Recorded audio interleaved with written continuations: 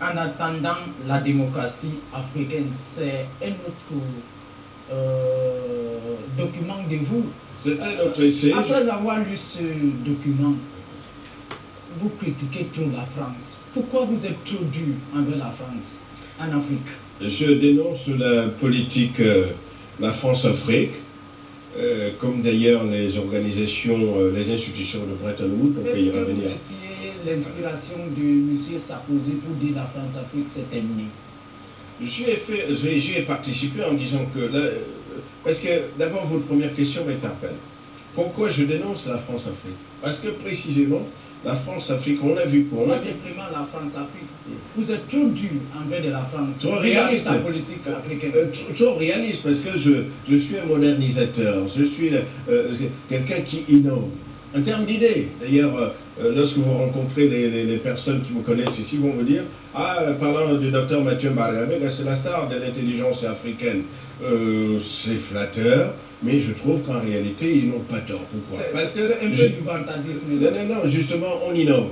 Parce que les trois essais que vous avez entre vos mains, minorité visible, intégration quasi impossible en France, en attendant la démocratie africaine, et Paul Biya a peur de sa diaspora, veut dire quoi? Nous proposons, c'est-à-dire c'est l'analyse des problématiques que nous traitons, c'est des nouvelles solutions dont nous ne sommes pas passifs. Vous savez, c'est très facile de dire ça ne va pas, mais quand vous avez dit ça ne va pas, on fait quoi?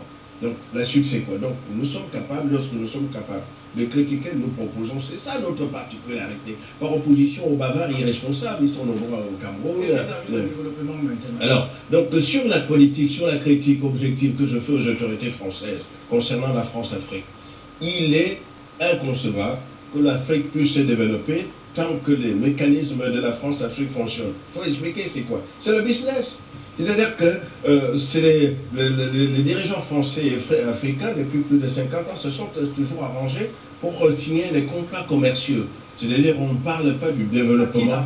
La faute à la fois aux autorités françaises et africaines. Et les deux vont ensemble. C'est pourquoi dans ce livre-là, précisément, j'exhorte les responsables politiques français et africains de créer, en tout cas de s'organiser pour qu'il y ait un sommet qui va permettre justement de détruire la politique de la France-Afrique pour que ce soit un nouveau plan de développement entre l'Afrique et la France. Comment? Il faut une nouvelle labole pour dire ça. Il faut un nouveau. Vous savez que dans la société, qu'est-ce qui se passe en réalité? Nous signons, pour prendre un exemple, nous signons par exemple un contrat professionnel. À la fin de ce contrat, on fait le bilan.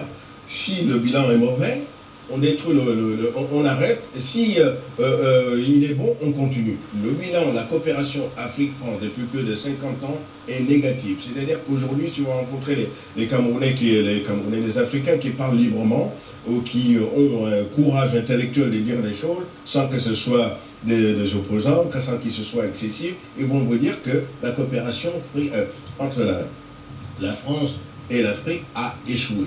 Mais seulement nous sommes dans le contexte européen.